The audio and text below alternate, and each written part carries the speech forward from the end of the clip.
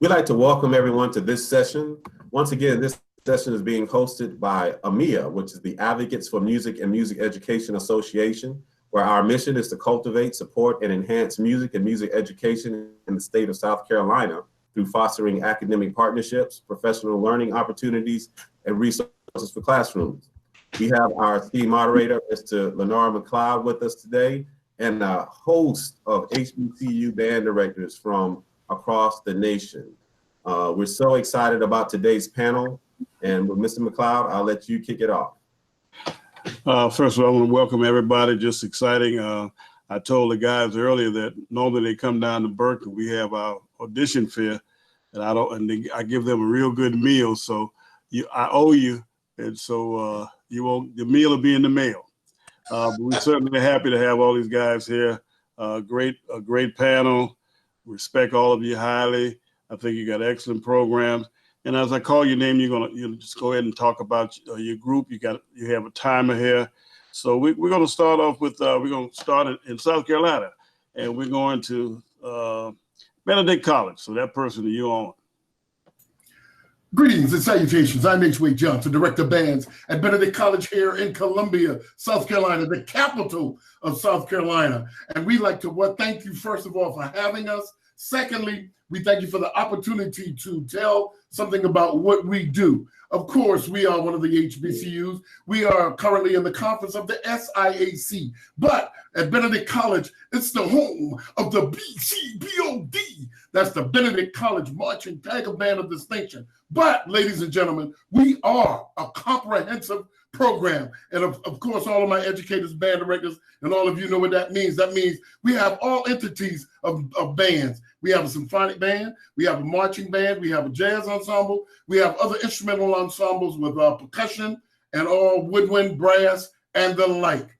What we do, y'all, is we prepare student musicians, not only for bandsmanship, not only for musical excellence, but we prepare them to survive in this crazy world. And now with the new normal that's not so normal, COVID-19, we are still trying to put things in place where we will continue to be successful. We represent our college as ambassadors. That means we are the face of Benedict College. Thank you, Dr. Artis, the 14th president, first female president. She supports us fabtabulously. That's a new word, fabtabulously. Don't look it up because it's mine. Anywho, with that being said, our recruitment efforts are all of the above. We are virtual, we are physical, we go place to place, we go face to face, place to place. You can upload, you can download, whatever those links are in terms of getting your videos to us. And of course, the standard procedures of auditions, y'all. Students know if you're wind instruments, all you have to do is know your major scales. For those music majors, we'd like for you to do some minor scales. Percussionists, the 40 pass rudiments, including all of that good stuff. Y'all talk about the hybrids, the this brids, and all of that stuff. I'm not a percussionist. I'm a brass guy, trumpet. But anyway, with that being said, all of those things, we want you to have a piece, a classical piece. It can be an all-state etude. It can be something that shows your musicianship on the classical side. Please do not upload a marching band piece when you are auditioning for a band award or band scholarship, whatever one you want to call it, because you are supposed to show who you are, how you are, and what you are trying to do in terms of succeeding to be awarded a band award to attend Benedict College. Again, we also have academic scholarships. Those things are in place also. And with that being said, the combination of all of these entities will get you in Benedict College. The application process is simple. You can do it online. If you go to benedictcollege.com, that's benedictcollege.com, go surf through the website. You'll see where apply online. And we also have the bcbod.com webpage where you can go and see all of the information on the BCBOD. That's Benedict College Marching Band of Distinction. Of course, we as educators and band directors, we know there's no football Well, it is what it is.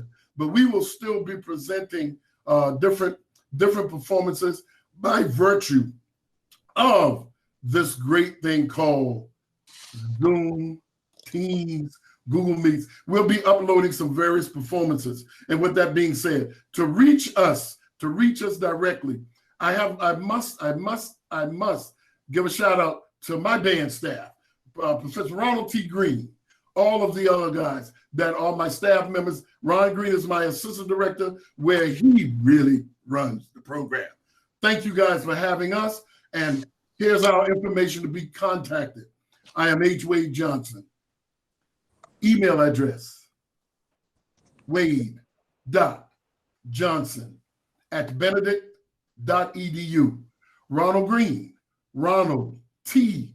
Green, that's green like the color, no E on the end, at yahoo.com, or ronald.green@benedict.edu. I also have an alternate email, of course, hwadej@yahoo.com. I know we got a certain time, in other words, to put all our information in. Telephone numbers, 803-705-4323. That's office. Cellular, 803-290-8181. And you can reach us like that. If you need to text us, my cell number, text me, or Zoom me, Teams me.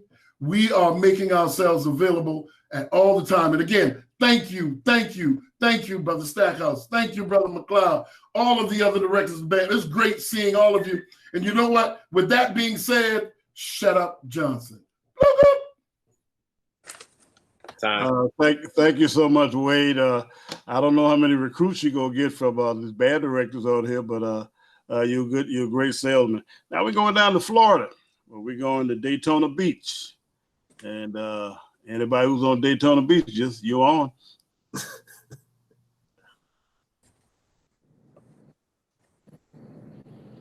You're muted, Mr. Wells. You're muted, Mr. Wells. There you go. All right. Good afternoon, everyone. Thank y'all for having me in here. And McCloud, why in the world you got me coming behind H. Wade Johnson? I'm sorry, man. I'm sorry. You know, H. Wade a walking commercial, man. Hey, but no, I enjoyed it. To kind of talk about some things as it comes to recruiting that has worked for me at Bethune. And I want to preface what I'm going to say by, you know, depending on where you are, the locality you're going in, and the school that you're at, you know, all of us, we get the same results, but we may go about it just a little different from each other. Most of the time in my recruiting process, what has worked for me is actually going out to schools. I've been out to Berg, a lot of schools come together, but you travel to different neighborhoods, and I like going into band rooms. Being a former public school teacher, I like going into and when I go, I always make appointments, and when I get there, I always send the information to band directors so that they'll know what the students should expect as far as for auditions. But one thing I do, I try to, when kids come into an audition,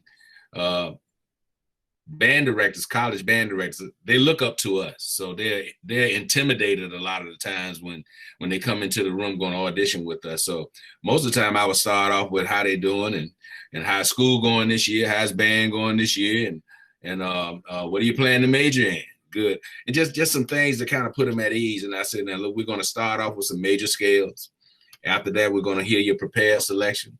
Final thing is we're going to go through sight reading. I do 3 things in an audition. For me, I try to keep my auditions around 7 minutes or less. It's kind of like when you were growing up and going to the park playing basketball against guys you don't know if they can play well or not. Right after you start playing, within about a minute or two, you know if they can play or not.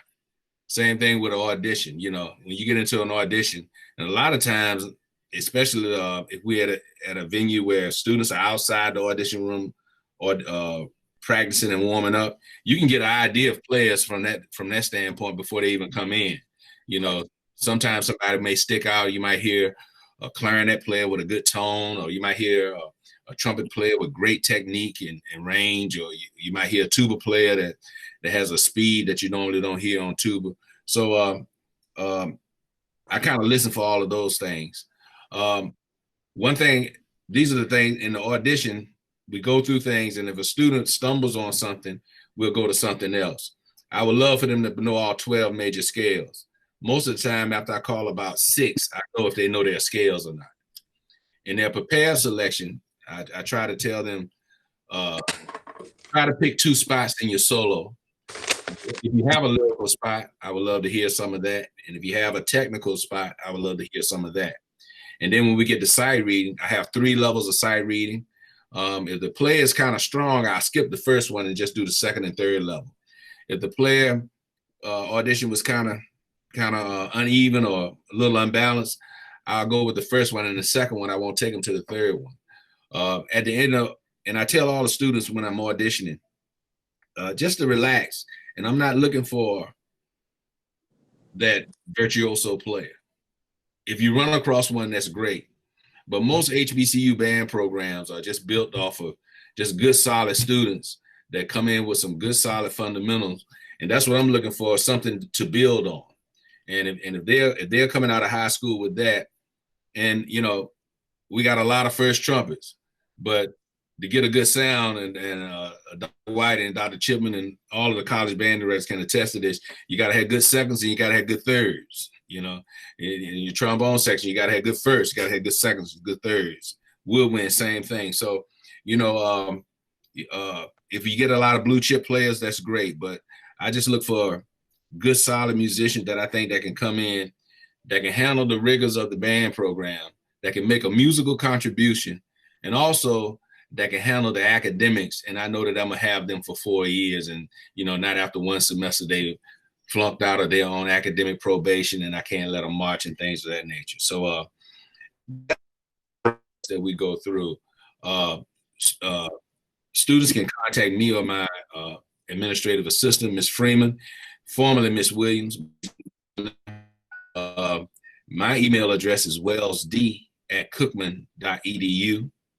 Her email address is William, without an S, williamv@cookman.edu. My office number is 386-481-2743. And my secretary, her number is 386-481-2740. We have a real competent staff here that I'm very proud to work with. A lot of you know Mr. Portier, Mr. Ori, Ms. Freeman, who's my secretary, who just left us to take a new job in Jacksonville. So we are bringing on Ms. Nikole Roberts to take his place. We're bringing on Tiffany Todd to take Mr. Milam's place. We have some people to move on to other opportunities, and I'm glad for them. And we're fortunate enough to have some people to still look and fill in for that. Couple of things that I don't do in auditions. Don't mention another school. I don't ask the student what scholarships do you have from other schools and how much do you have. You kind of put a kid on the spot. Now, some kids will come in, yeah, Ms. Wells, I hope I get a scholarship here because I got X number of dollars from there and everything. You know, that's fine. That's good, man. That's good. Congratulations. And I keep on going. Because sometimes you have students and parents, they'll pit band directors against one another, you know. So they're calling me, they're calling H. Wade, they're calling Shelby, they're calling everybody, and they're saying, well, I got this from here, and I got this from here, and I got this from here. And usually when I make an offer, I make an offer right there on the spot what we can do for them. And if they accept it, fine. If they don't accept it, fine. I've had students that I didn't think I would get ended up coming to Bethune. Students that I thought I had, you lose them to another school. And as you're following up on students, they say, well, you know, I made a change. I'm not going to leave out of state. I'm going to stay home and go here. Or I'm going to stay in South Florida and I'm going to FIU or whatever the case may be. And, you know, my saying is most of the time when a student is going somewhere else, I tell them, I say, well, I appreciate you letting me know. and I wish you the very best while you're there. I say you're going to a great school. One thing, we're a small school. We don't have a huge alumni, so I don't want to say things that will bash another school as well. So there are a couple of things that I don't do. But thank you for this opportunity. I hear the timer. Thank you for this opportunity, and I really enjoyed it. Hopefully, you got some things from me that can help with the audition process. Good job, Dr. Wells. You mentioned basketball, so we got this Laker fan coming up now. We're going to slide down to Florida, go down to Panhandle, to Tallahassee. All right. Good afternoon, everybody. Thank you again, Linard and Stackhouse and Oscar and everybody who put this great platform together. I echo what a lot has been said already, man. This is just good information. And just to see everybody on screen today is just awesome. Of course, Florida A&M University is located in the capital of Florida here in Tallahassee. And our current student enrollment exists around 13,000 students. And of course, we're known as the Rattlers. And our current president, Dr. Larry Robinson, has been on board now a couple of years and leading us to new heights. I'm very fortunate in that Florida A&M University, of course, was FAMC back in the day. Many of you may be aware of that. And we started with 2 faculty members and 15 professors, and look at where we are now. And of course, God is good. And of course, we work to be very diversified here on campus in terms of our student enrollment. So we're after and seeking highly academically trained students who are interested in, 4 and out the door, or 5, if they're in some of those disciplines that call for that. I've been very fortunate, of course, to follow in the likes of the legendary Dr. William P. Foster, who was band director for 58 years. And of course, our very own Dr. Julie White, who's on the call now, who was Dr. Foster's assistant in 1998 when he was appointed, and of course, Dr. Sylvester Young, all of which were members of the band staff. And so I'm very grateful for that opportunity. We have an age-old band model that's still a part of what we utilize now in terms of fostering, great character, academics, leadership, musicianship, marching, and service. And we believe in these virtues as they hope to carry us way past the academic days of being an undergraduate student, that we'll be able to apply them as it relates to, being family members and kind of lead the way for our very own. Of course, as mentioned before, we could not do, none of us, I'm sure, what we do without our competent band staffs. And we got a litany of individuals on our band staff that are all music professors in the department. And of course, we have extended staff, and they play just as a viable role into the overall development of our program.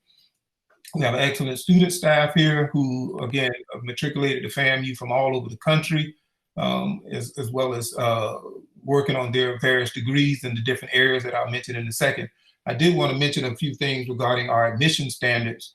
At FAMU being one of the 11 state SUS schools, of course, with the SAT scores now that are very much so important with students applying, I would certainly encourage high school band directors to really encourage your students to start taking the PSAT and the SAT, ACT test earlier, because the admission standards for a lot of schools have gone up in recent years. And part of the system with FAMU that we're part of with SUS schools is that with those standards being raised, funding is appropriated. And so in order for you to receive any kind of funding, you have to meet the metrics that the Board of Governors has outlined. And so with that, scores on the SAT are right around 20, 22 on the lower end. And then the SAT right around the same in terms of sub categories. And so admission would be very important. And we always encourage students when they start thinking about college, as Mr. Wells even said earlier, you hope that the students that are leaving high school will go somewhere. I mean, I come from the inner city. I mean, most of you probably know I graduated from Miami Northwestern. They don't get any blacker than that. But at the same time, we have a lot of talented students that are in these inner city schools that we can pull from and turn into some great individuals. But with that comes responsibility of not only the students and the directors to make sure these students are preparing very well for the next level. And for some of them, it may be college. For some of them, it may be the armed services, maybe, developing their own entrepreneurship. But if they are thinking about college, I think it's our responsibility to help these students and to encourage them and their parents to take those tests early. And of course, if you're going to apply to FAMU, we encourage you to apply right when the deadline starts, which is November 1st. I wouldn't wait a day later. Even if you don't have all of your final tests in place, it would be encouraging for you to, early bird gets the worm.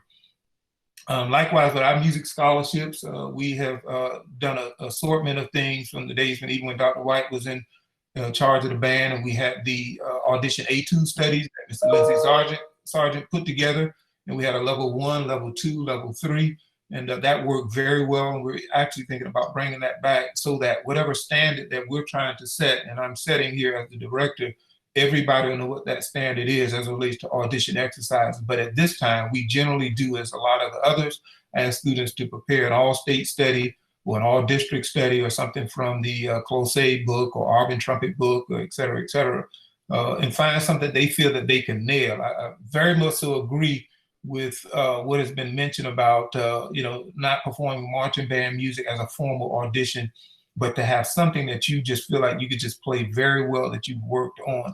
And so those are some of the things we ask the students to do. We also include all the major scales. And like Mr. Wells said, after 1 or 2 scales, you really know what time it is with students in terms of whether or not they're prepared, on the B flat side of the instrument or on the B side of the instrument.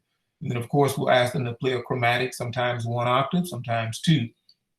And then we generally pull etude studies or orchestral excerpts for the sight reading portion.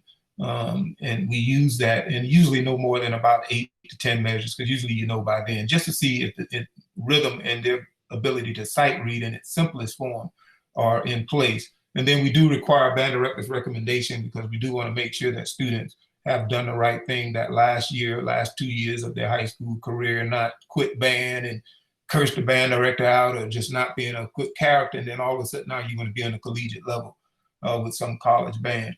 And so that is another layer that we have in place to assure that the students have done the right thing and they're going to be a good character. And then of course, students are required to maintain a 2.5 GPA once they're provided the scholarship that we've given to them. They're also required to make academic progress related towards their degree. And so I guess that's the bell there. So I was just at the end. And just one of the unique factors about us, do want to mention we have an assortment of degrees that include Bachelor of Science in Music Composition, as well as industry, jazz studies, instrumental tracks for music and music ed. And of course, all of the degree offerings from our colleges of schools on campus, College of Ed, Engineering, Pharmacy, and others. And I do want to also echo what Mr. Wells mentioned with acknowledging this platform of individuals who put this all together. And good to see. I hope that we can collaborate. We'll be involved in some additional virtual communication as well. And to reach me, my email address is shelby.chipman@famu.edu, and all our platforms under the FAMU band page. So thank you so much for this opportunity, Mr. McCloud and all, and look forward to seeing you guys later on at some point in time. We're looking forward to the swag. Right. We just had 2 SWAC guys. It's going to be kind of new to say that. And now we're going to stay in the SWAC because we're going to go to Lincoln Parish. And whoever understands Lincoln Parish, you're on. Good afternoon. I am Dr. Nikole Roebuck, Chair of the Department of Music and Director of Bands at Grambling State University, home of the world famed Tiger Marching Band. I'll give you a little background. Our plot began in 1926 when President R.W. Jones struck up an instrument deal with Sears and Roebuck. And as the years passed, our script has become juicier. So here's our story.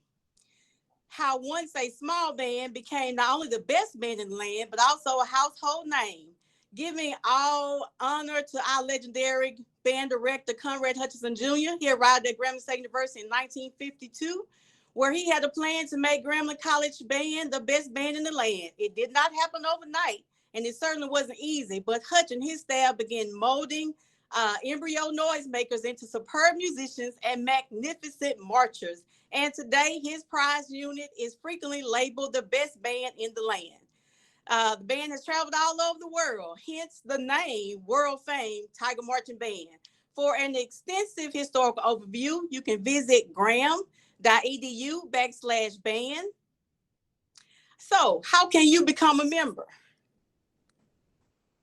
So how can you become a member? So if you would like to become a member of the World Fame, you can book your audition by going to gram.edu.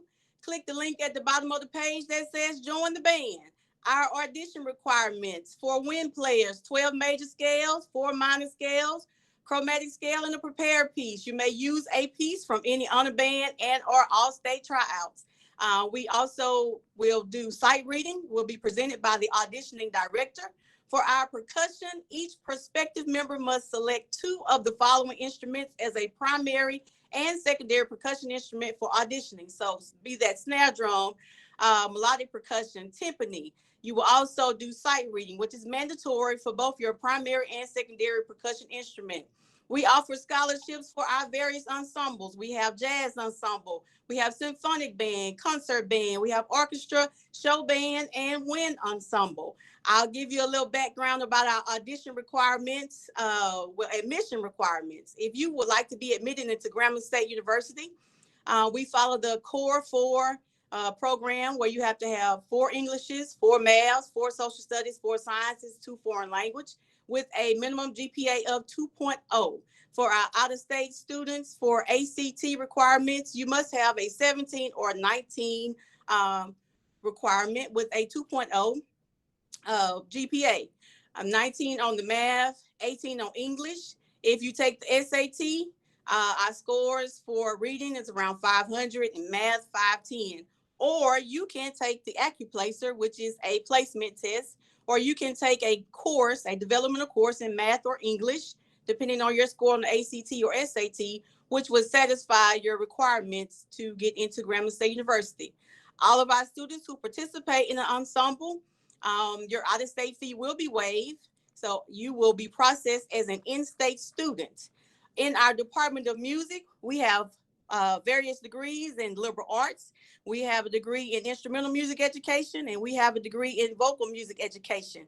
And I know Grambling State University, we have something for everybody, because we are the place where everybody is somebody. And I ask you to join us and look us up on the web and come and become a member of the World Famed Tiger Marching Band, where our motto is always on time, in the right frame of mind, ready to go to work. If you would like to have additional information, you can contact me at roebuckn@gram.edu.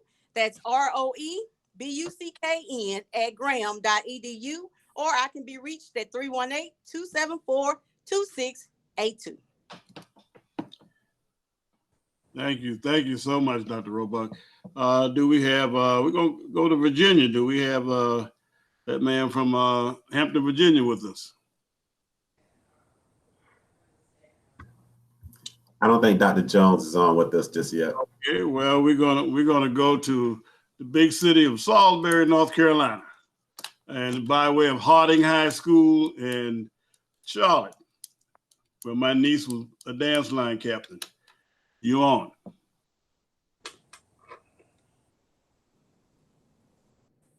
Can you hear me? Greetings. It is now 2:39, and there's a severe weather storm alert. That weather storm alert, ladies and gentlemen, is Blue Thunder, Livingstone College. Ladies and gentlemen, my name is Anthony Jones. I'm the Director of Bands at Livingstone College, and I'd like to welcome and encourage you to come and be a part of something big, something great. Ladies and gentlemen, as you know, HBCU football is happening for most of us, but I want you to know that Livingstone College and Johnson C. Smith was the first school to play, HBCU school to play an HBCU football game. So ladies and gentlemen, even though the football is not going on, we're still going to have our band. We have concert band, we have jazz band, we have marching band, we have pep band. We're even starting an orchestra. And hold up, we got new instruments. So with all that being said, we'd like to encourage each and every one of you to be a part of what's going on in Salisbury, North Carolina. Livingstone College has a membership of 1,500 students, 49% male, 51% female. We have Greek organizations, but most of all, ladies and gentlemen, we also have a culinary arts degree that's not offered in many places. The closest place is Johnson & Wales, but we also have that available. But my big question to you is, what are you doing in 2025?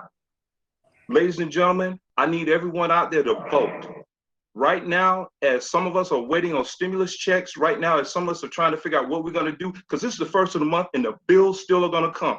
So what are you going to do? We have scholarships in 2025 when you graduate, 2024 when you graduate. What are you going to do? They're still going to want their bill. They're still going to send you their bill. They're still going to want you to pay the money. So, ladies and gentlemen, we are trying our best to make sure that our kids get an opportunity and are provided a chance to get a job, to work, to start their businesses, to be productive in society. So the big thing I'm asking you is, you want to be a part of something, or you want to watch it go by? Ladies and gentlemen, at Salisbury, in Salisbury, we're here.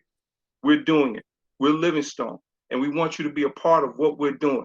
We have music education. We have music performance. We have sacred music. We also, like I said before, we're starting our orchestra. But the big thing that I want everyone to focus on is that this is an opportunity for all of us. We're here, as all of the HBCU band directors are explaining to you, that this is an opportunity. Congratulations to the class of 2020, but you're very unique because a lot of you didn't walk. A lot of you didn't have that prom. A lot of you didn't have the ceremony and situation that's coming up. This should be a fuel to your fire, to make you push and not to be the same, not to be normal, but to be above and beyond. And at Livingstone College, that's what we prepare people for: greatness. We want greatness. We will ensue greatness. We are nothing but great. So, ladies and gentlemen, with all that being said, I want to give you my contact. My name is Ant Jones. They call me Anthony. My mama called me Tony, but my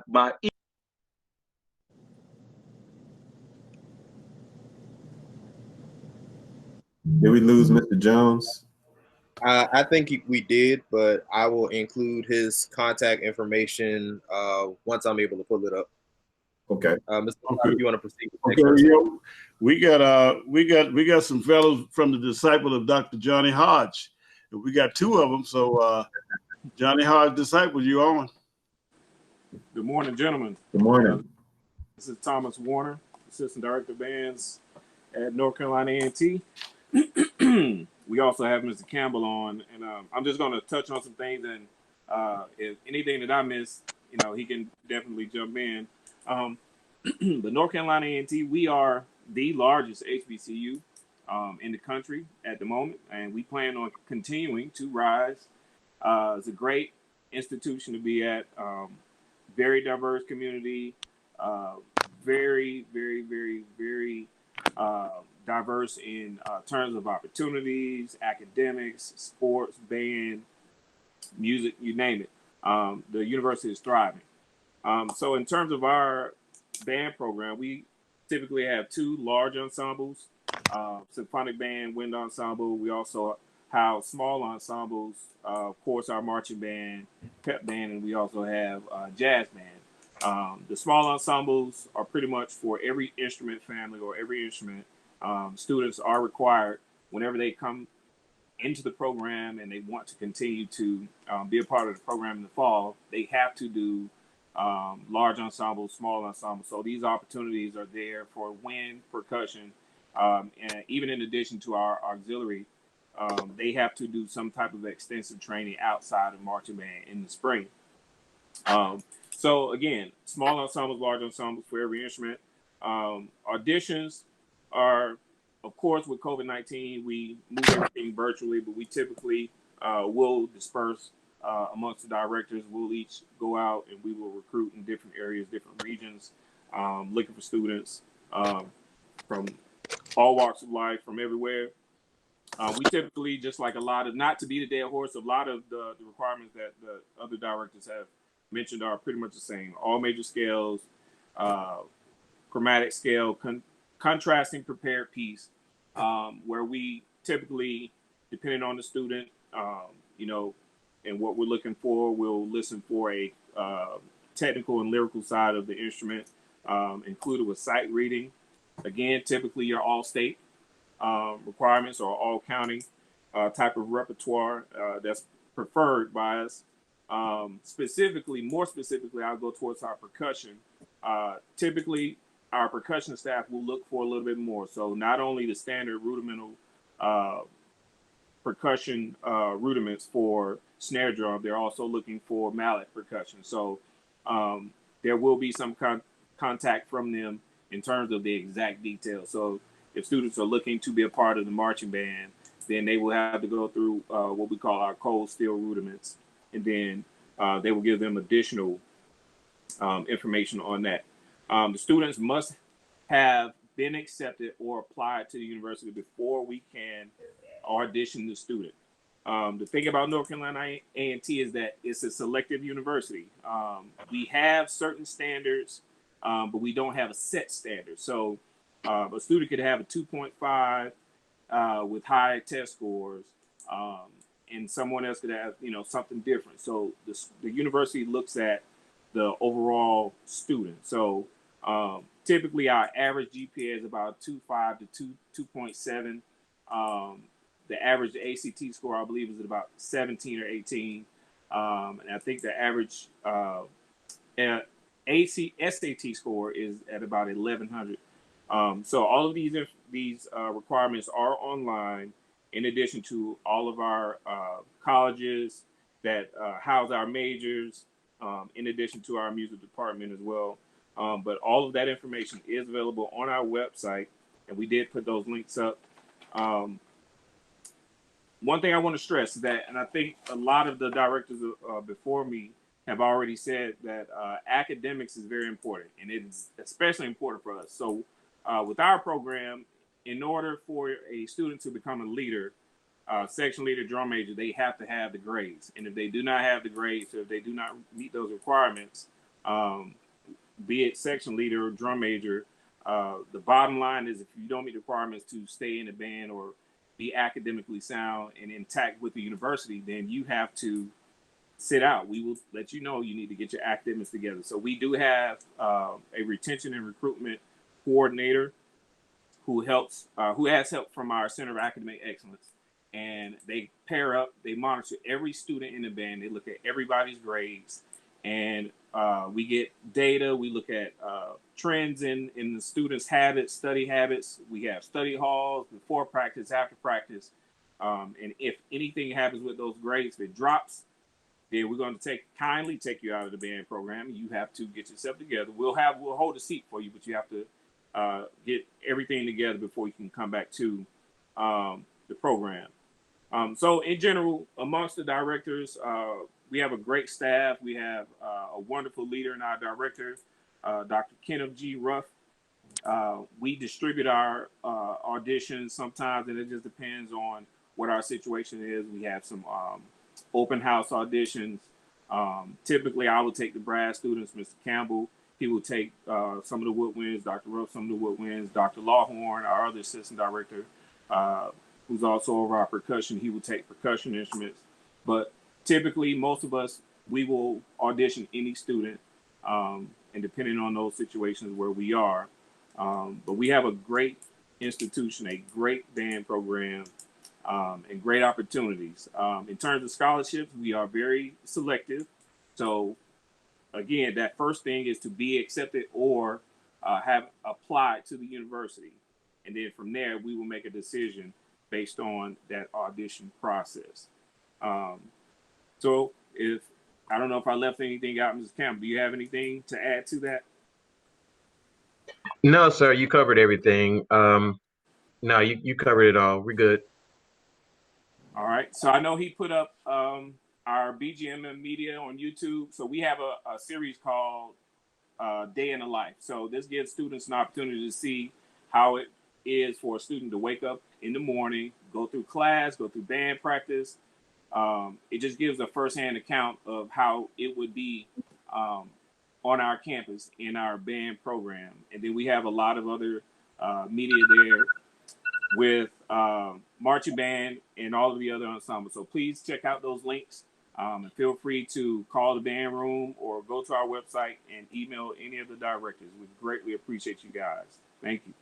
Hey, we thank you. I thought Mr. Campbell was going to do that thing for me. Aggie, what, Mr. Campbell? Aggie pride. Okay, there you go. Okay, that makes it real now. Now we're going to the place where another giant, Dr. Isaac Griggs. That's his country. So that person you're on.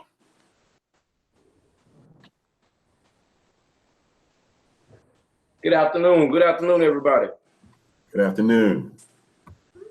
Thank you all for this opportunity. I'm Kedric Taylor, Director of Bands at Southern University Human Jukebox, where we have a long history of music, but we definitely have a huge legacy with the Human Jukebox that has been going on for many, many years.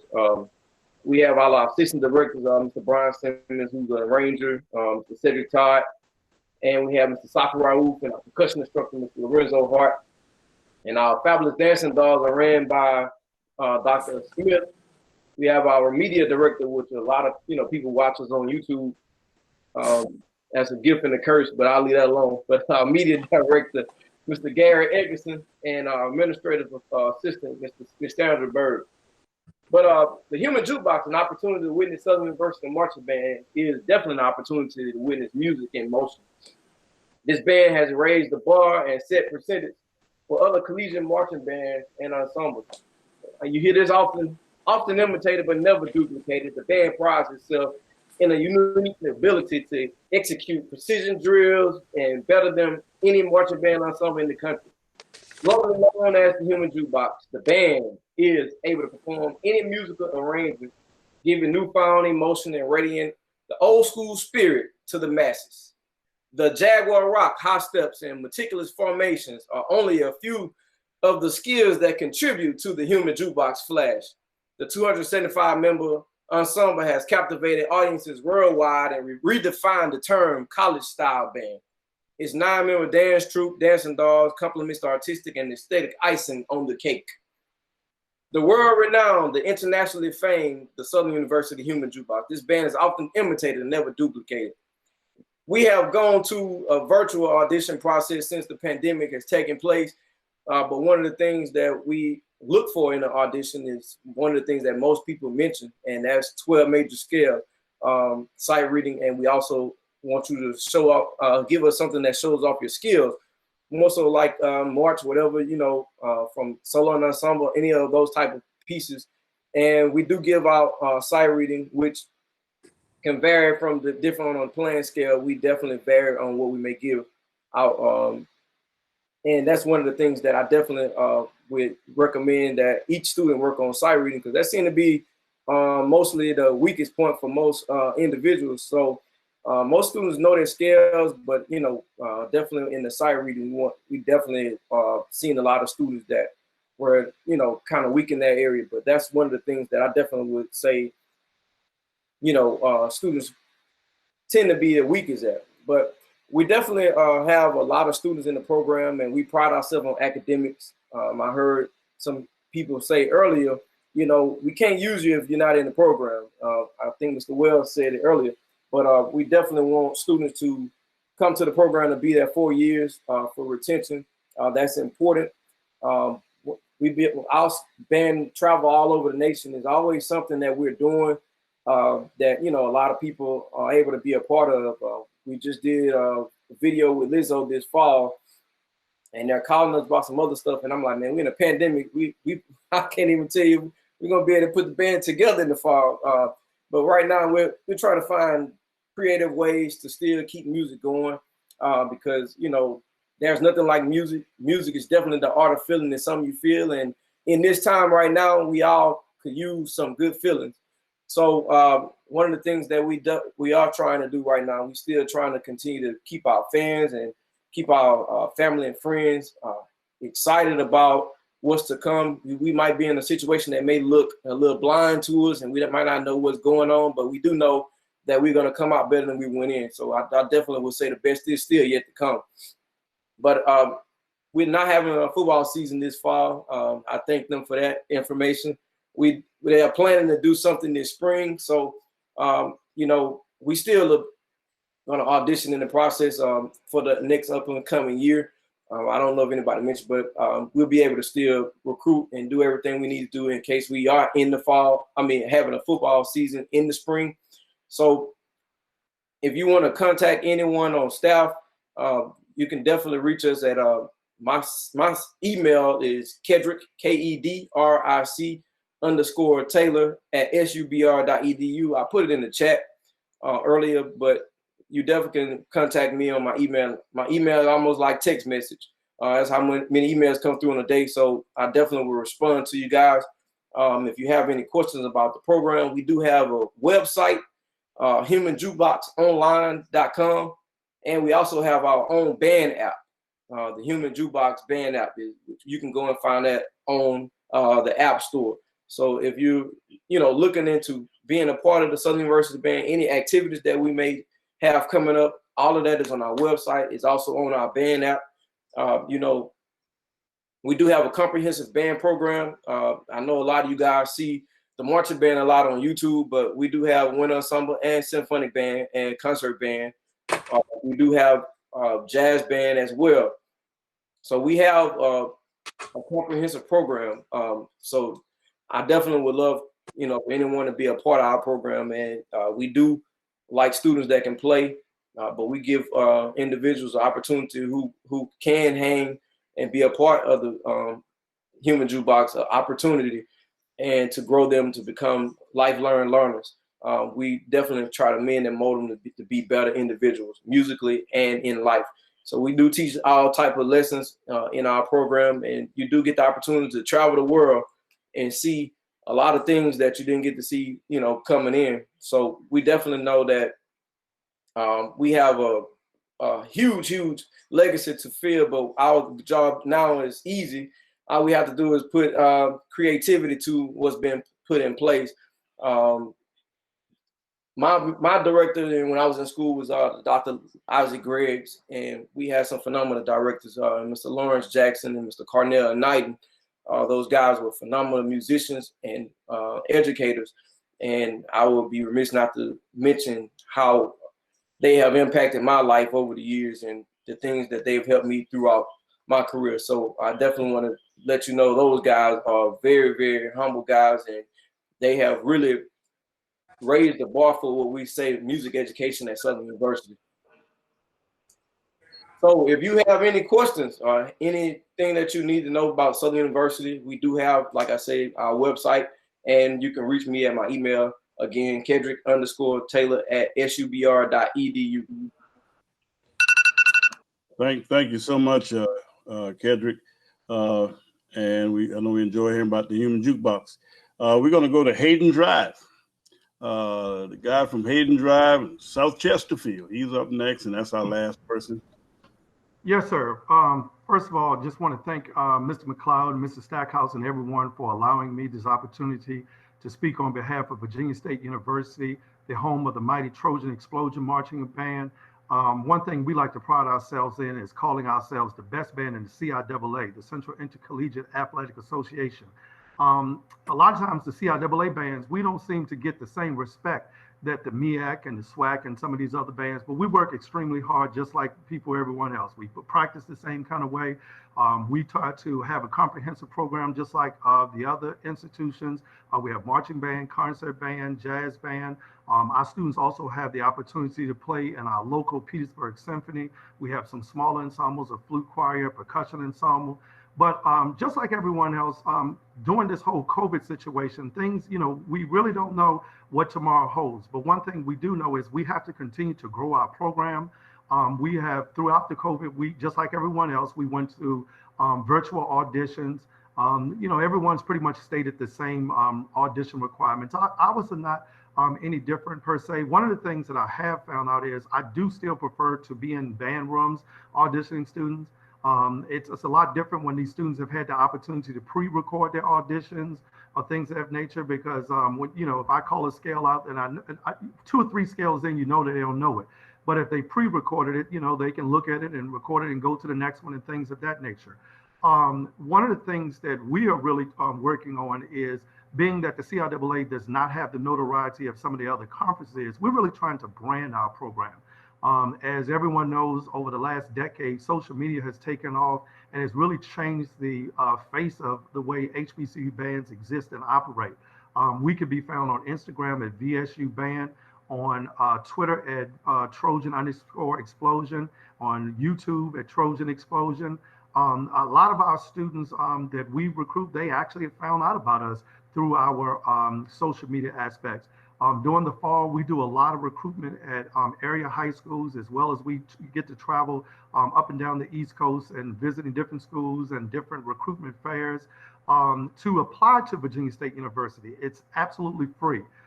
The web address is www.vsu.edu and /apply. It doesn't cost anything. Our admission standards are pretty standard. Our scholarships, we try to be competitive, but we want individuals who can play the instrument. One of the things that I try to be honest with students is when we audition them is we do not offer full scholarships. A lot of students now, they hear these stories about programs that offer full scholarships, and the first thing they come in and they say, can I get a full ride to Virginia State? And I like to be honest with them and tell them that you know, the scholarship ranges that we offer money from, and I like to be honest with the parents. And we also try to be honest about what to expect once they come to Virginia State. We don't want to tell them that we're going to practice 2 days a week, and then when they get there, they're practicing 8 days a week and for 12 hours a day. I think honesty is really the best policy, transparency with it. Additionally, some of the other things that we're doing right now is we are really trying to focus on going into some uncharted territories where some of you big dogs are not in, getting all the students. Virginia's loaded with a lot of great musicians, and I won't tell those places so that Virginia State can go to those places and get those students. But it's always great to be on a panel with such you know, professionals. Virginia State was founded in 1882. The first band at Virginia State started in 1888. So the band program has been around a very long time. In 1949, Dr. Nathaniel F. Gatlin was hired, and he had a band that was called the Marching 110. And it was when Virginia State's band really got a lot of notoriety and fame. Dr. O'Neill Sanford was the band director when it was known as the Sounds of Distinction.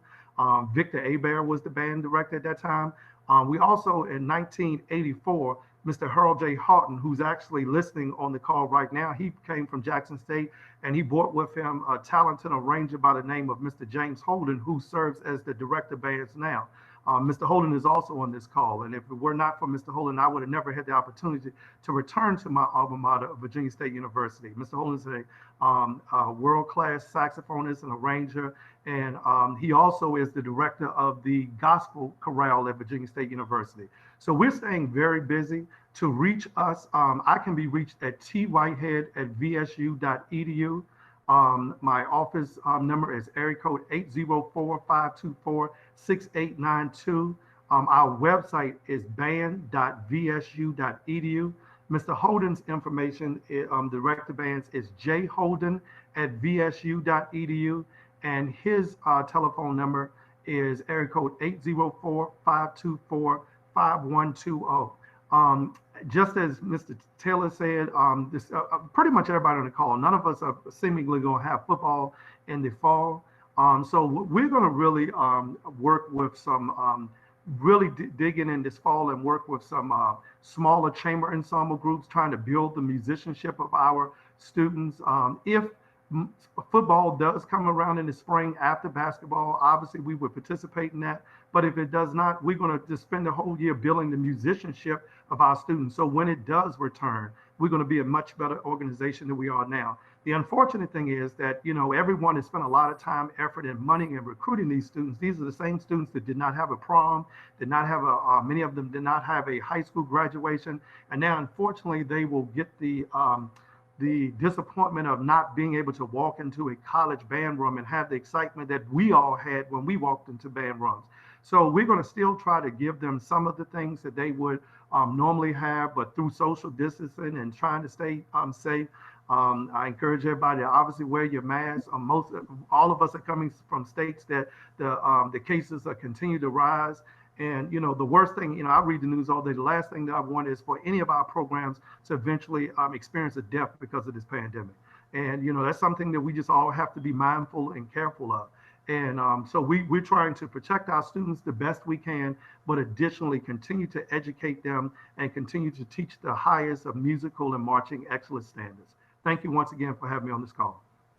Thank you so much, Whitehead. You guys, you stand on the shoulders of giants. So there's some giants that were ahead of you. And so we could talk about Dr. Foster, Dr. Greg O'Neill Stanford, Conrad Hutchison, Ronald Sargent. We can go down the list, but we have a giant here that's going to ask you one question. It's a 2-minute thing, 2-minute response. So we have a giant for you today. So Dr. Julian White. Hello, Mr. McCloud. And to Mr. McCloud and Mr. Ernest Stackhouse, let me first of all say that this is a tremendous program, a panel, and it's not a competition. It's more about sharing ideas. And I know that things one person may say, the other may say, well, I can really get a lot out of that. And then the other thing I want to say too is that you mentioned all the giants, the shoulders we're standing on. I feel very comfortable and good that I knew all of them personally. And I also want to say to the present band directors on this distinguished panel, hello, and I know that I've talked with all of you at some point this year, and just want to let you know how proud I am of what you're doing and the kind of things that we're doing with HBCU band programs. Over the years, we have just done tremendous work and improvement with the HBCUs to the extent that other conferences and white college bands are imitating the kind of things we're doing. So just want to pass out those commendations first. And I want to ask just a few questions that I think that we could share with others. Is Mr. Ellis on the call? Mr. Ellis? Yes, sir. He's on the call. Okay. I want to ask Mr. Ellis, since coming out of the university, he's done a tremendous job. And I'd like for him to share some ideas regarding branding and marketing. What kind of things that you do to attract students to Allen University, even beyond the auditions and the musicality, but just overall branding and record and branding and marketing of your band?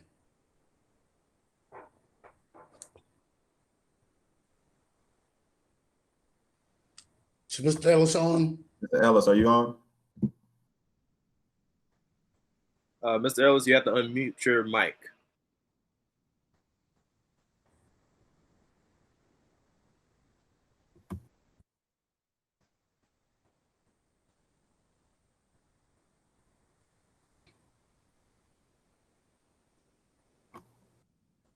You may have to Mr. Ellis if you go ahead and move to someone else. Okay, we'll move on to the next person, and perhaps Mr. Ellis will be able to join us on the call later on. Yes, we have talked about academics, and I'd like to ask Mr. Wade Johnson, how do you go about balancing band and academics? You know, these students nowadays requirements are tremendously hard, difficult, and so what do you do in order to accommodate band and academics?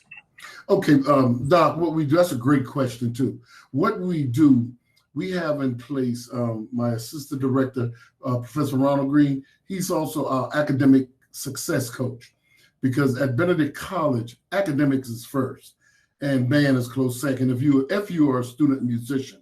And with that being said, we have mandatory study halls. Actually, Green, if he has some issues with a kid or think a kid is not doing what they're supposed to do, he actually goes to the classroom and makes sure that that kid is attending that class. We are hands-on because we want to make sure that our kids are successful academically first and musicians with musicianship secondly. So if you want to see Professor Green, you know he's tall. He's a tall guy and he does not play. So we make sure that there's a check and balance system. Academics first again, and we too have a GPA that all band members have to have in order to keep their band awards.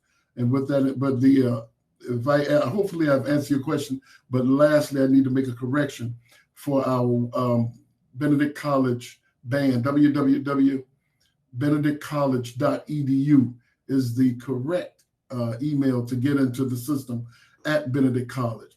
And with that being said, hopefully I've answered your question. Yes, sir, you have. Thank you very much. Thank you.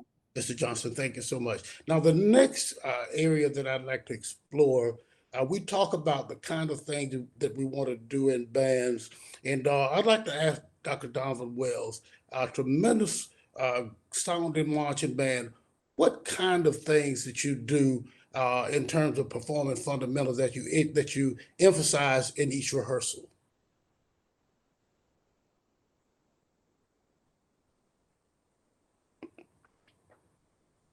To Mr. Wells, Dr. Donovan Wells on. Dr. White, Dr. Wells, you have to unmute yourself, sir. Oh, I'm sorry. I had myself muted. I'm sorry. Okay. But one thing that we try to do, and the only thing you can do is give it a good old college try. We try, even with the marching band, to have, I give all of my section leaders tuners every season. And they're required to make sure that, they warm up their sections and do, you may not do an individual tuning, but tuning every day will train the ear. When the ear becomes trained, the band is able to play towards a pitch center. And that's one of the things that we try to focus on, playing in tune and getting a good quality sound. And before we go through all of the stand stuff and show stuff and edit dance routines and all of that, we have about a 15-minute regimented warm-up that we don't deviate from every day. And then that's put on steroids during the symphonic and concert season. But it's not what you do, is how committed you are to doing it daily, every day as a regular diet. Because the greatest idea still won't work if you don't commit to it day in and day out. So right. That's what we try to do.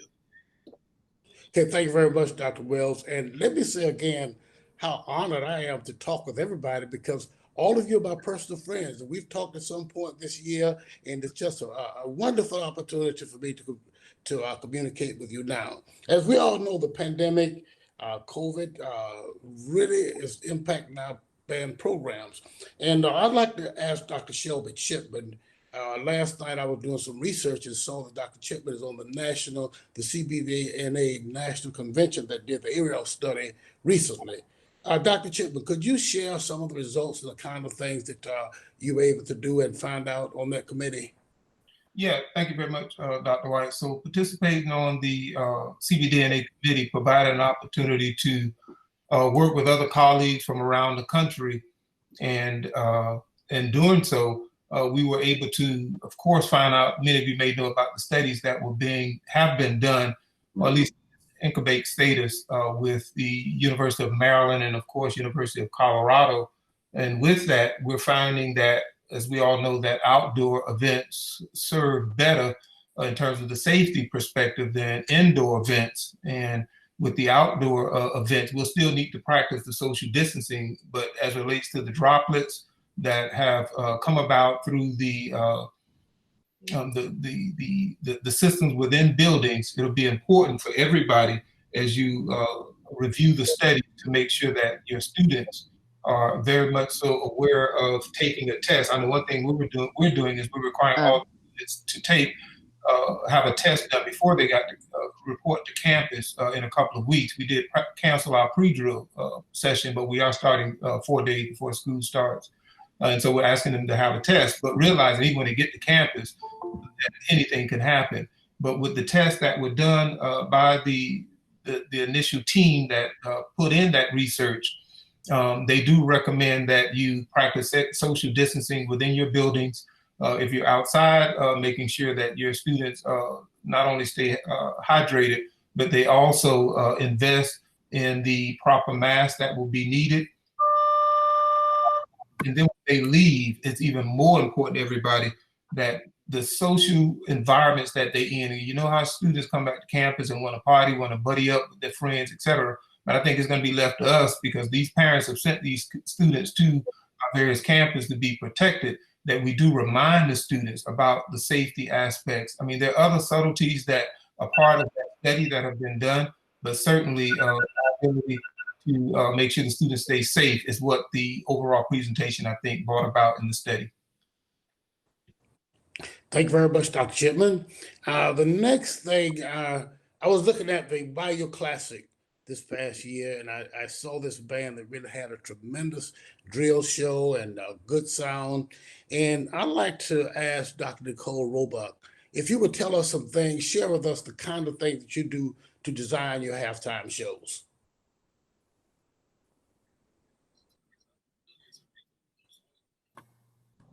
As I had to unmute myself. Yeah. Well, to design my shows, and I tell my students all the time, in the fall, I don't think I really sleep that much, because I see I see shapes in my sleep, and sometimes I wake up, and when I can start a drill, and I might not be able to finish it, but I can go to sleep and I can see how I'm going to finish, in my sleep, and I'll get up and I'll finish it. But with everybody else, like everybody else probably on the call, it's a process, and you start with the end in mind. What is it that I want to make, and then you have to sit down and kind of program and process how you're going to get the students to do what it is that you want them to make on the field. And my goal every show is give the people what they want. So that's one of our mottos at Grambling. So that's what I try to stay true to, and I hope I will continue to do that. Thank you very much, Dr. Roebuck. Now let's see, is Dr. Thomas Jones on the call? I think he may not have been here. But we do have Mr. Eddie Ellis back if you want to ask your question. Okay. Yes, sir, Mr. Ellis. Nice to see you again and hear from you. As I was saying, that at Allen University, you really built that band program in a short time. And so my question is, what's your branding? What kind of things that you do, the branding and marketing of your university and your band program? I was on your campus last March, I think, and just saw the facilities and the equipment that you have. And so you must have been doing quite a bit of branding and marketing in order to do that. Could you share it with us, please?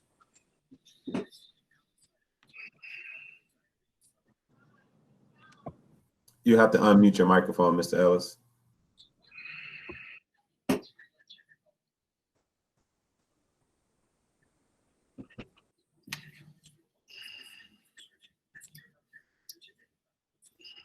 I think we lost him again. So, Dr. White, if you want to move to your next. Okay. Who do we have here? Are you there, Mr. Ellis? He came back, but we can't hear you. Unmute your microphone.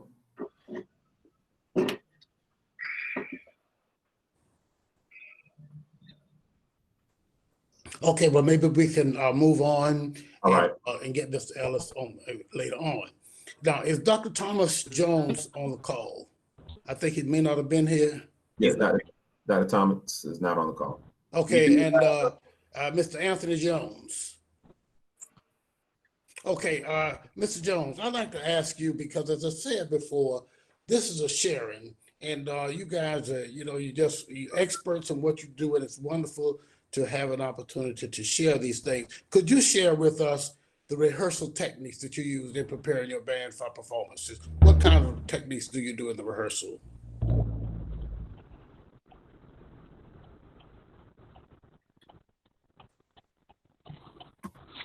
Mr. Jones, are you on?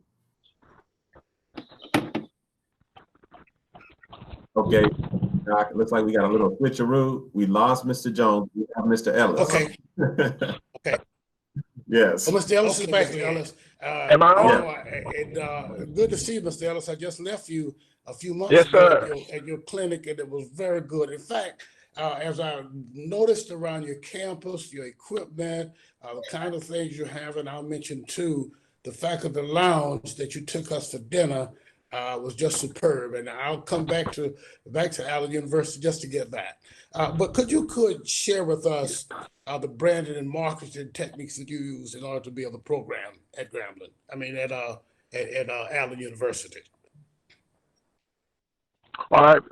First of all, thank you, Mr. McCloud, Mr. Stackhouse, for allowing me to come on.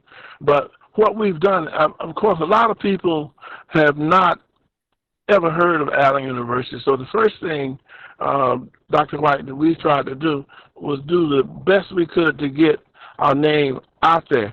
Now, one of the things, the old traditional way of recruiting, going door to door, like the vacuum cleaner salesman, that's what we did. But I think Facebook has done a lot for us, especially for me not being as technically savvy as some of you guys. I guess you can see that because of this. But the Facebook helped tremendously, as well as Instagram. And as the marketing part of it, we have a brand new marketing team, and they've done a phenomenal job in assisting us in getting the Allen University brand and name out there. So hopefully, basically, that's what we did. Just whatever media that was available to us, we tried to take advantage of it. And then, of course, our students, they are on the team as well. So we had a very small recruiting class our first year. However, what they did, they would go back to their high schools and their friends, and then bring their friends in.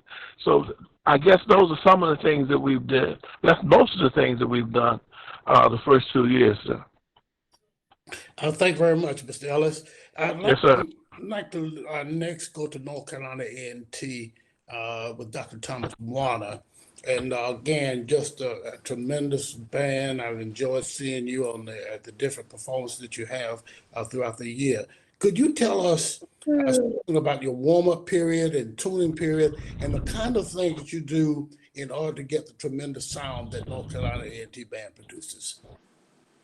Okay. I'd say collectively, we try to stay within a 15-minute period. It may go over a little bit just depending on what we're trying to focus on. Just like Dr. Wells mentioned, the tuning, like we try to drill this into our students every single day. We go through the regimen. It does not change. We do not veer from it. So we start with a warm-up that we have, and Mr. Campbell actually arranged one warm-up that we're using now. We have a couple that we go through, but we focus on fundamentals. It's not a whole lot of anything different that anybody else might do, but the warm-up that we have focus on what we are trying to accomplish with the program in terms of building tone quality and training their ears. So once we go through long tones in the warm-up sequence that we have, we require that our section leaders all have tuners. And I know whenever I'm in front of the group or anybody else is in front of the group, we do an extensive check with the tuning. So the warm-up sequence goes by, we go ask the section leaders to tune. Sometimes I'll spot check myself, depending on how detailed I want to have the group to sound, or if there's something that I hear or that we hear, we go through that extensive tuning check. But once we go through the tuning, I'll spot check. I like to have the band to vocalize, so they'll sing. Not only do they play, we'll have them sing through some of the chorales and things that we do, the warm up and chorales, and then go back and spot check the tuning. Tuning amongst the individuals, tuning amongst the sections, and tuning across the ensemble. So we listen extensively for everything that the students play, everything that they do. And we just, and I would say like maybe, I don't know, maybe a good bit of them probably aren't used to extensive tuning when they get to college, but we just pretty much drill it into their heads because we want them to understand the sound, the tone quality, the sonority of their instruments. And one thing that helps us is that we have all of our instruments that we have housed here. Our students don't necessarily have to have their own instruments. So for the most part, all of the instruments are pretty much the same. So we'll get a good unified sound amongst all of the musicians that we have. But we keep that regiment going. It's the same regiment every day where we do our warm-up sequence, chorales, and extensive tuning amongst our section leaders and members. One thing that we also use is I use what's called a tonal energy tuner.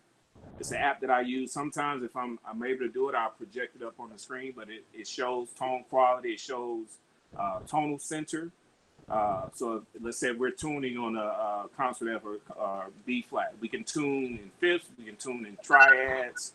So all of this happens across the board. So depending on how extensive we want to have the group sound, we do that every single day.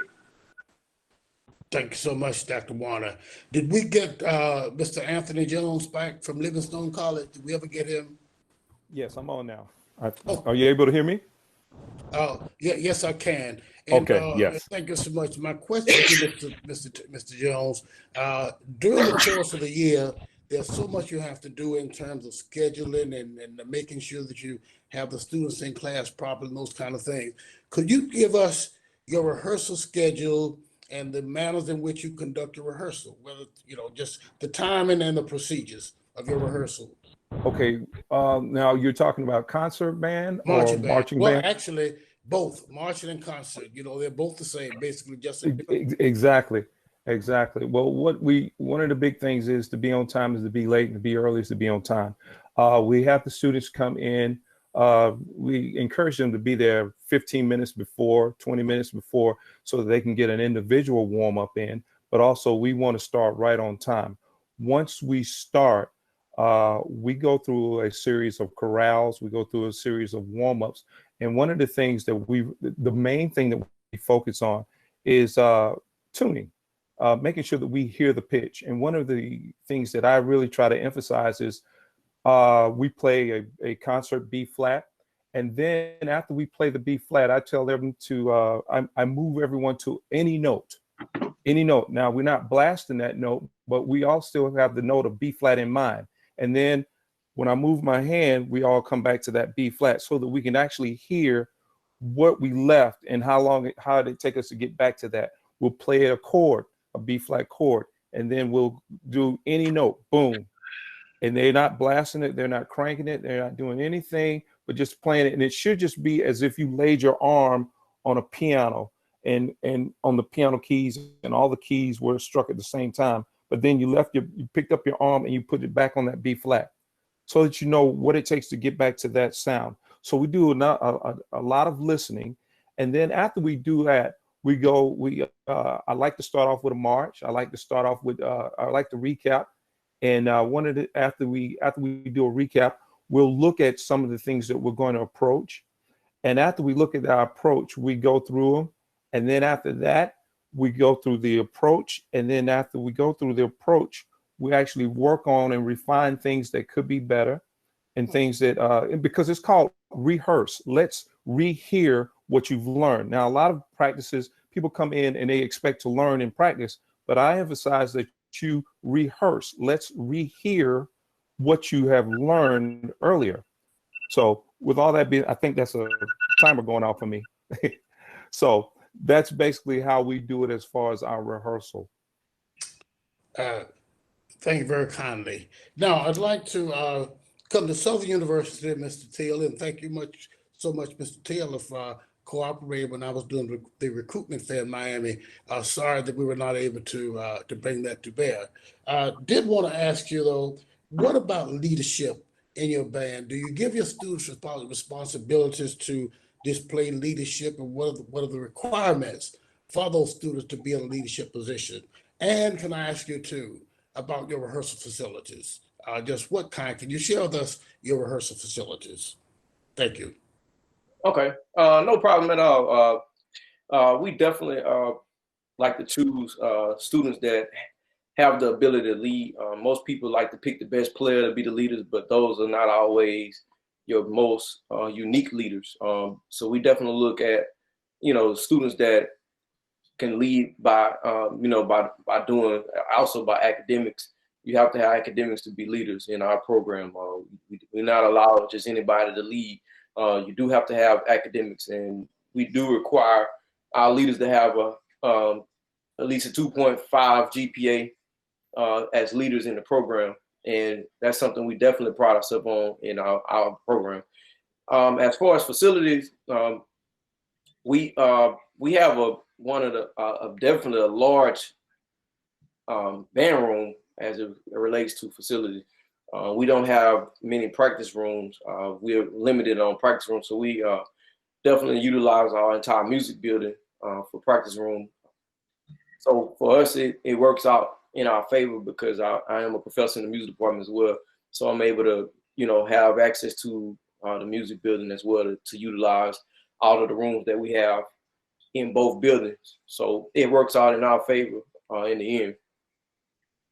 Okay, and also could you elaborate some on your field facilities, towels, lights, or just whatever, yard marks, whatever you have there? Man, I want to say, I know for sure, ever since Dr. Greg's been the band director, we've been practicing on the parking lot. I've been working on trying to get that changed, but we march on the parking lot. We have a grid on our parking lot to where we, do all our marching, and we utilize the stadium as well since we've gotten turf. But we try not to burn the lights so much because it burns a lot of energy. But we utilize the stadium as well. But we've definitely been using the parking lot for decades. Okay, well, I thank you so much. I believe have we covered? Oh, I'm sorry, did I cut you off? Oh no, sir, no, sir. I'm good. Okay. Did I miss all of the directors? Anybody else named we didn't call? I think that's it. Okay, well, let me say first of all, let me state this, that it has been an honor listening to the kind of concepts that the various band directors have, and I'm sure that all of you learn something from everybody else. Well, after 55 years, I would think that I have it down pat, but I heard some things today that really stimulated my thinking, and so I want to just compliment the band directors on that. And then to admonish, I've heard some things that I want to pass on, that one thing in all rehearsals, make sure that you cover performance fundamentals, starting with tone quality and intonation, articulation, blend, balance, phrasing, dynamics, articulation, all those things, because it really helps us to develop a good, well-rounded marching band as far as the sound is concerned. So I wanted to pass that on, and I know that from what I have been hearing that you're doing that, and just keep up the good work. I will also want to thank really all of you, because in some ways I've been in contact with you. I've guest conducted at some of your schools and came to your rehearsals, and I enjoy doing that so much. So again, thank you, Mr. McCloud and Mr. Stackhouse, for what you've done. This is a wonderful program, and I'm sure there are high school band directors on here too, and that they benefited from the kind of comments that you've given today. So thank you very kindly. I'll turn it back over to you, Mr. McCloud. Guys, we want to thank you all for just enlightening the band directors. They now have a lot of information that they can use to pass on to the students. And we certainly want you to know that this was a setup, because you're going to get to do this again, but you're going to do it for students. And so just keep that in mind. Wade Johnson, I guess you're going to have students just falling out the seats. And but I do think, Wade, that Dr. Roebuck going to give you a run for your money, because she's a salesperson too. So if I went in the store and both of you were selling, I don't know which one I would buy. But I probably have to buy for both of you. But anyway, you guys sold your school. But the good thing about it, you were selling something that's good. And so we just want kids. We want kids. I'm not talking about black, but I do love HBCU. But we want our African American kids and white kids to understand that you all offer something very great. And so we want them to have an experience, just to go to college, just to be able to matriculate and go to any university. And you certainly represent some of the finest ones that we have. So remember now, the next one that you have, which going to be a different day, but we're going to get all these band directors together, get the kids together, and we're going to do a big round robin with that. And so again, I owe you that meal, and it's in the mail. Thank you, guys. Did I see a question from Dr. Thomas Warner? Yes. Yeah, I just want to just kind of plug something in real quick. In addition to working with North Carolina A&T, I'm the outgoing president. This is my last term as the president for the HBCU Band Directors Consortium. And just recently, the Con Selmer and the NAM Foundation agreed to fully fund our virtual convention, which is coming up at the end of the month. So it's free registration for all directors and students, high school and collegiate directors. And we just want everybody involved. I know we've been doing virtual Zooms and meetings all summer long, but we just want to show support towards all HBCUs, try to support the high school students. In addition, we have Gateways Brass Collective, which is an all African American brass quintet, and then we have Imani Winds, which is also an African-American woodwind quintet. And they are going to serve as clinicians as part of the convention. So this is free on behalf of Con Selmer and the NAM Foundation. They have been outstanding sponsors and stakeholders for us. And I just want to throw that out there. If you all can attend, it is August. I'm going to throw the link, the website. Please register your students. I am going to register as many of my students as I can. But if you can, please visit the website. You'll see a tab that says virtual convention. If you just go in and register your students. We just want as much participation as we possibly can have, so we can just kind of keep it pushing forward. Like, I don't think we've had this many HBCU band directors on a call at one time, and we definitely need to have this on an annual basis. So I'm grateful to be on this call, and it's great to see the directors that are here. We want to keep this going. So I'm going to put the HBCU website up there. So if you go there, it's free for directors, high school and collegiate and students. So all directors and students on behalf of Con Selmer and the NAM Foundation. Thank you. Absolutely. Thank you for that information. We will definitely pump that on our site as well. Our organization is AMMEA, the Advocates for Music and Music Education Association. And we will definitely share that information there as well.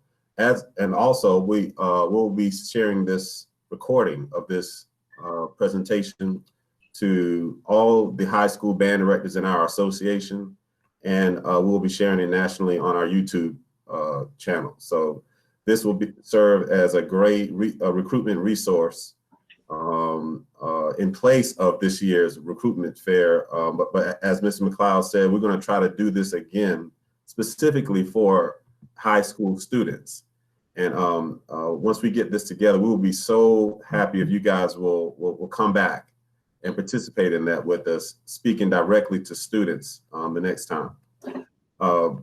McCloud, do you have anything else you'd like to add, sir? All right. This has been AMMEA presentation. We are the Advocates for Music and Music Education Association, where our goal is to cultivate, support, and enhance music and music education in the state of South Carolina through fostering academic partnerships, professional learning opportunities, and resources for classrooms. You all have contributed to this in a great way today, and we thank you from the bottom of our hearts. If everyone will please unmute their microphones, our guests, will you please give our panel a round of applause?